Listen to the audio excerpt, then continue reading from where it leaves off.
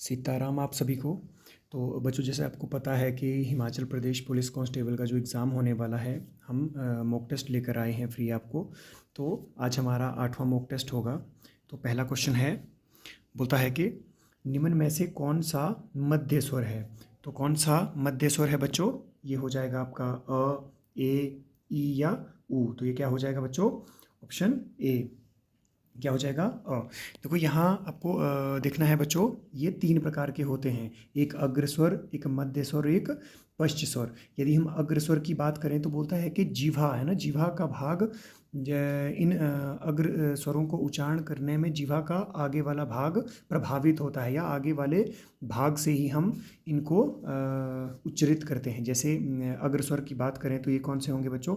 छोटा ई, बड़ी ई, छोटा ए और बड़ा ए, यानी ई ए। ये 4 क्या हैं? अग्र स्वर हैं, है ना।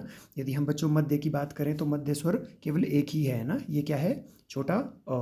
ठीक है। यदि हम पश्च स्वर की बात करें तो देखो ये कहीं इसके 4 प्रकार मिलते हैं, मतलब 4 वर्ण मिलते हैं, कहीं ये 5 मिलते हैं, है ना।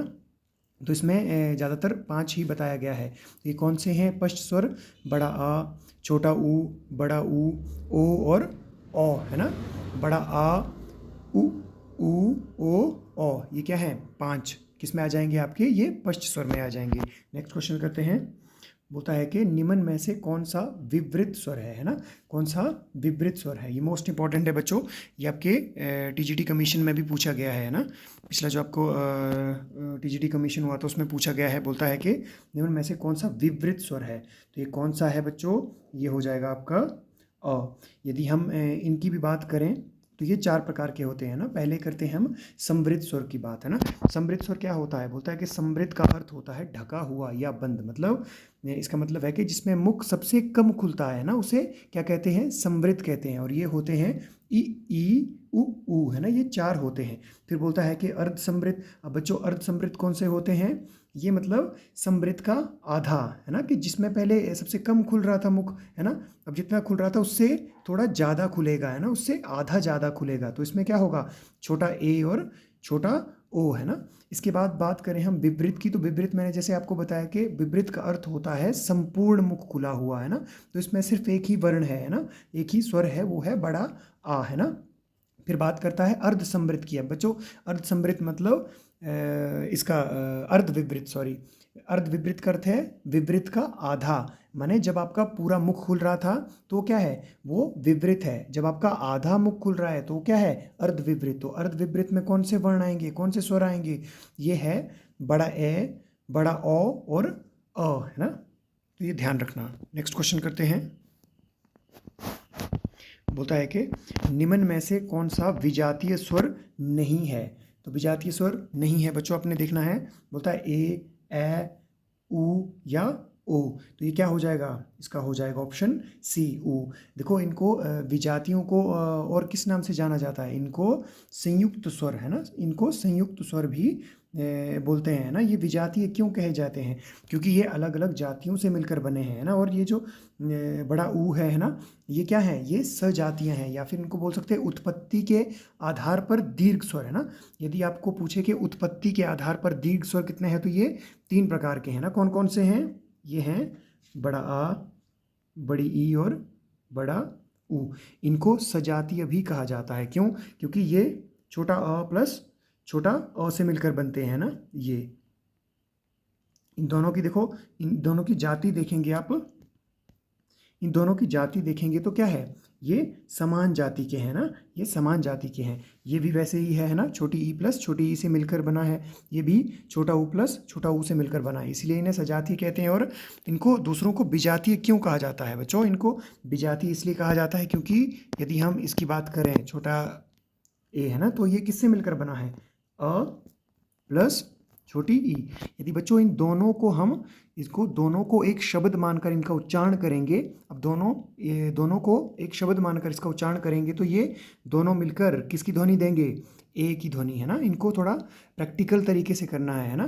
ठीक है।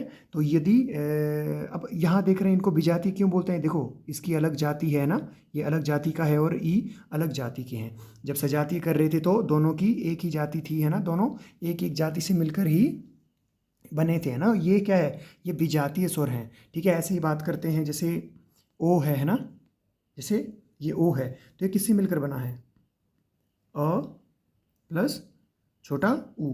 अब इनको भी, अब दोनों को एक शब्द मानकर उच्चारण करेंगे तो ओ, है ना, ये इसकी ओ की ध्वनि देगा, है ना, ठीक है। नेक्स्ट करते हैं, इनको अच्छे से करना है, ये पूछे जाएंगे आपसे, है ना। बोलता है कि निम्न में से कौन सा कांकल्य वर्ण है ना।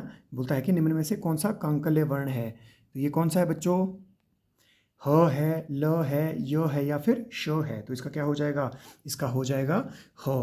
देखो जो ह है वो आपका क्या है, उसको स्वर तंत्रीय भी बोलते हैं ना, स्वर तंत्रीय या फिर कांकल्य वर्ण, है ना, स्वर तंत्रीय या कांकल्य वर्ण। यदि हम ल की बात करें तो ल क्या है, यदि हम ल की बात करें तो ल है आपका पार्श्विक, है ना, या पार्श्विक व्यंजन, है ना। य की बात करें तो ये क्या है, ये अंतस्थ है, और श की बात करें तो ये क्या है, ऊष्म व्यंजन, है ना। ठीक है, नेक्स्ट करते हैं। बोलते हैं निम्न में से व का उच्चारण स्थान है ना। दंतोष्ठ है, ओष्ठ है, दंत है या कंठोष्ठ है। तो इसका क्या हो जाएगा बच्चों, इसका हो जाएगा दंतोष्ठ। दंत और ओष्ठ दोनों से ही मिलकर इसका उच्चारण होता है ना, उच्चारण करते हैं। बोलता है कि स का उच्चारण स्थान क्या है बच्चों, तो स का दंत है, ओष्ठ है, तालु है या उपरोक्त सभी है। तो इसका क्या हो जाएगा, इसका दंत हो जाएगा, है ना। ठीक है, नेक्स्ट करते हैं। बोलता है कि अच्छा विद्यार्थी पिता की आज्ञा का पालन करता है। वाक्य में विद्यार्थी निम्नलिखित में से क्या है, प्रविशेषण है, उपमान है, विशेष्य है या क्रिया विशेषण है। तो ये क्या हो जाएगा बच्चों, यहाँ देख रहे हैं आप, अच्छा विद्यार्थी, अच्छा क्या है बच्चा लोग, ये क्या है, ये है विशेषण। ये किसकी विशेषता बता रहा है, ये विद्यार्थी की बता रहा है ना। तो ये क्या हो जाएगा, ये हो जाएगा आपका विशेष्य, है ना। विशेषण होता है जो संज्ञेय सर्वनाम की विशेषता बताए, है ना, वो क्या है विशेषण। और जिसकी विशेषता बताई जाए वो क्या है, जिसकी विशेषता बताई जाए क्या है, वो है विशेष्य, यानी विद्यार्थी की विशेषता बता रहा है तो क्या है, विशेष्य। आई होप आप समझ गए होंगे, है ना। ठीक है, नेक्स्ट करते हैं। बोलता है कि कामता प्रसाद गुरु ने व्युत्पत्ति के आधार पर संज्ञा के कितने भेद माने हैं। तो इसने अगर हम बात करें कामता प्रसाद गुरु की, तो इन्होंने कितने भेद माने हैं संज्ञा के, वो भी व्युत्पत्ति के आधार पर। तो इन्होंने 2 भेद माने हैं। वो 2 भेद कौन से हैं, पदार्थवाचक और भाववाचक। नेक्स्ट क्वेश्चन करते हैं। बोलता है कि निम्नलिखित में से कौन सा अनिश्चयवाचक सर्वनाम नहीं है। तो कौन सा नहीं है, कोई, कुछ, कौन और किसी। यदि हम बेटा कोई की बात करें ये भी है, कुछ की बात करें ये भी है, कौन की बात करें तो ये नहीं है। तो कौन है प्रश्नवाचक, है ना, किसी, है ना, ये भी इसी में ही अनिश्चयवाचक में ही आता है। लेकिन कौन की बात करें तो कौन क्या है, यह है प्रश्नवाचक सर्वनाम, है ना। नेक्स्ट क्वेश्चन करते हैं। बोलता है कि मोहन दिन भर काम करता है। रेखांकित पद किस अव्यय के भेद का उदाहरण है। अभी हमने देखना है कि मोहन दिन भर काम करता है, तो करना क्या है, यहाँ हमने एक चीज़ तो पहचान ली कि ये करता है ना, तो ये क्या है, क्रिया। तो सिंपल सी बात है कि यहाँ क्रिया विशेषण होगा, है ना, क्रिया विशेषण अव्यय होगा। तो क्रिया विशेषण भी देखो 4 प्रकार से हम लोग करते हैं, है ना। पहला है स्थानवाचक, है ना, पहला है स्थानवाचक, दूसरा है कालवाचक, तीसरा है रीतिवाचक और चौथा क्या है, परिमाणवाचक। तो यहाँ क्या बोल रहा है कि मोहन दिन भर काम करता है।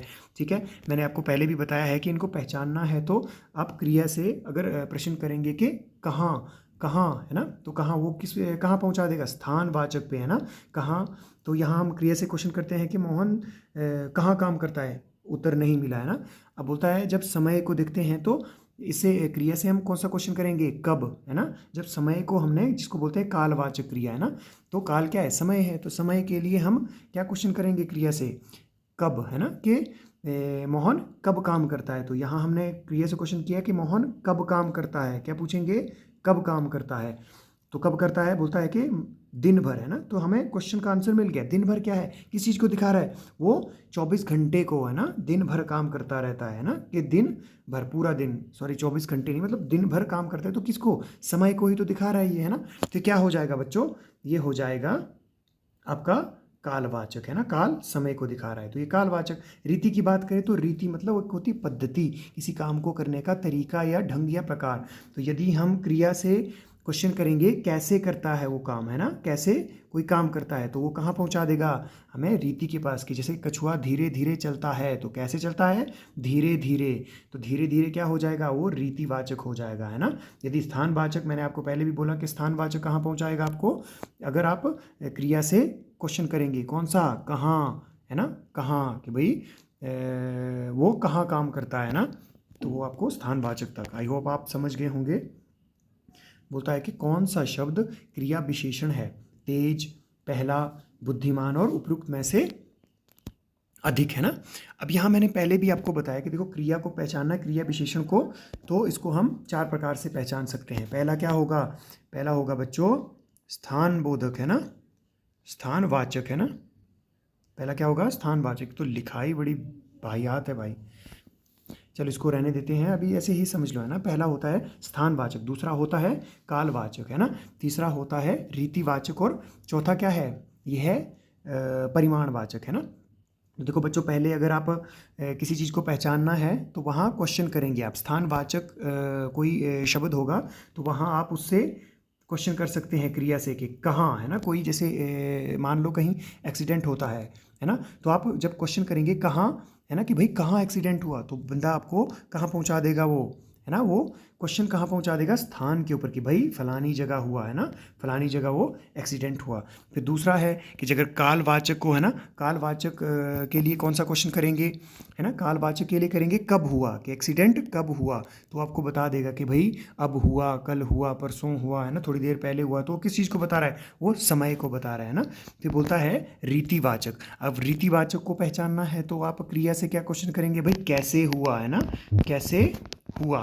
तो रीतिवाचक, है ना, रीतिवाचक को यदि पहचानना है तो आप क्रिया से क्वेश्चन करेंगे कैसे हुआ, है ना, तो रीति को पहुंचा देगा, है ना। और परिमाणवाचक मतलब कितना नुकसान हुआ, जैसे कितना क्वेश्चन करेंगे तो वो परिमाणवाचक आपको बता देगा कि भाई इतना नुकसान हुआ, है ना। अब यहाँ बात करते हैं हम, है ना, उसी के तरीके से। तो यहाँ क्रिया विशेषण पूछा है तो तेज है, पहला है, बुद्धिमान है। देखो यहाँ क्या है, तेज, ये क्या है, तेज किस चीज़ को दिखाता है, ये क्रिया विशेषण का भी कौन सा है, रीतिवाचक। मैंने अभी ही बोला था, है ना, कौन सा है ये, रीतिवाचक। क्रिया से कौन सा क्वेश्चन करेंगे, जैसे मान लो कि यहाँ बोला है कि घोड़ा तेज दौड़ता है, तो कैसे दौड़ता है, तेज। जब आप क्रिया से क्वेश्चन करेंगे कैसे, तो वो रीतिवाचक मतलब दौड़ना उसका क्या है, प्रकार है। तो ठीक है, वो क्या हो जाएगा आपका, तेज। तो इसका आंसर हो जाएगा तेज। अब अभी नेक्स्ट क्वेश्चन करते हैं। बोलता है कि दिए गए वाक्य में से क्रिया विशेषण के भेद लिखिए, है ना, कि रोज प्रातःकाल टहलना स्वास्थ्य के लिए अच्छा है ना। रोज प्रातःकाल टहलना स्वास्थ्य के लिए अच्छा है। यहाँ बेटा पूछा गया है कि रोज, है ना, जो रोज है वो कौन सा क्रिया विशेषण है ना, कौन सा क्रिया विशेषण है रोज।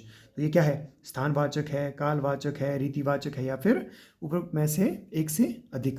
तो मैंने जैसे पहले आपको बताया कि क्रिया विशेषण को आपको पहचानना है ना। तो स्थानवाचक, है ना, यदि स्थानवाचक को देखें तो रोज प्रातःकाल टहलना सेहत के लिए अच्छा है। तो टहलना है क्रिया, है ना, टहलना क्या है, क्रिया। तो कहाँ टहलना, है ना, कहाँ, स्थान तो यहाँ दिया नहीं है ना। कब टहलना, कब टहलना, तो बोलता है कि रोज, है ना, ये जो रोज दिया है ना, कब टहलना, रोज। तो ये किस चीज़ को दिखा रहा है आपके, ये दिखा रहा है बेटा कालवाचक को, समय को, कि रोज, है ना, रोज टहलना चाहिए, हर समय, है ना, कि रोज, प्रतिदिन। तो ये प्रतिदिन किसको दिखा रहा है, समय को। तो ये क्या हो जाएगा इसका आंसर, कालवाचक। ठीक है, नेक्स्ट क्वेश्चन करते हैं। बोलता है कि ज्यों त्यों करके शब्द क्या है, ज्यों त्यों, है ना, विशेषण है, क्रिया है, क्रिया विशेषण है या उपयुक्त सभी। तो इसका क्या हो जाएगा बच्चों, देखो विशेषण तो है नहीं, है ना, क्रिया भी है नहीं, ये तो क्या है, ये क्रिया विशेषण। और क्रिया विशेषण का भी क्या है, भाग है, ज्यों त्यों। कि जैसे एक शब्द बना रहे थे कि मैं ज्यों त्यों वहाँ से निकला, है ना, मैं ज्यों त्यों, कैसे निकला, ज्यों त्यों। तो ये भी किसका है, ये किस में आएगा, रीतिवाचक क्रिया विशेषण, है ना, किस में आएगा, रीतिवाचक क्रिया विशेषण। नेक्स्ट करते हैं। और अव्यय तो बेटा आप अच्छे से कर लेना, क्योंकि यहाँ से क्वेश्चन आते हैं। और अव्यय में भी सबसे ज़्यादा अगर क्वेश्चन पूछे जाते हैं तो क्रिया विशेषण से पूछे जाते हैं ना। बोलता है कि ममता कम बोलती है, रेखांकित वाक्यांश के लिए एक शब्द का चयन कीजिए, है ना। जो कम बोलता है उसके लिए क्या बोलेंगे, उसके लिए एक शब्द होगा, क्या होगा, मित भाषी। मित मतलब कम, है ना, मित क्या होता है, कम, है ना।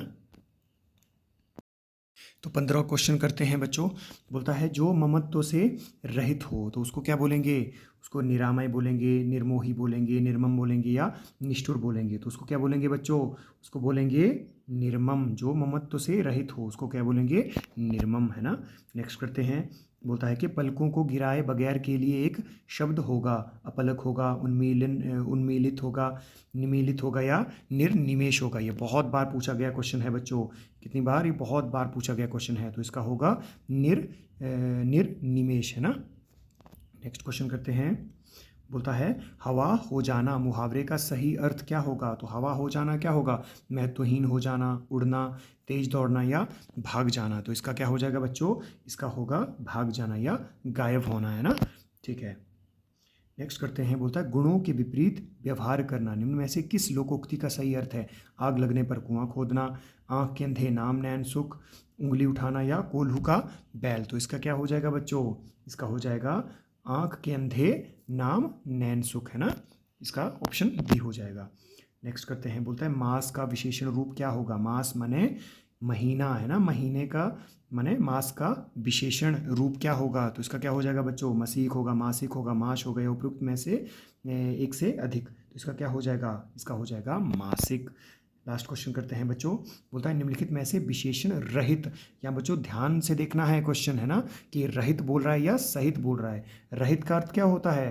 कि विशेषण के बगैर जो है ना। इसमें 3 वाक्य विशेषण के सहित होंगे और एक विशेषण से रहित होगा। यदि हम बेटा ऑप्शन बी देखें तो यहाँ क्या है? लाल। लाल क्या है?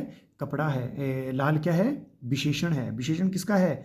ये कपड़े की विशेषता बता रहा है कि वो लाल है। तो यहाँ विशेषण लाल हो जाएगा और विशेष्य क्या हो जाएगा? कपड़ा। वैसे ही यहाँ मोटा है। मोटा क्या है? विशेषण है।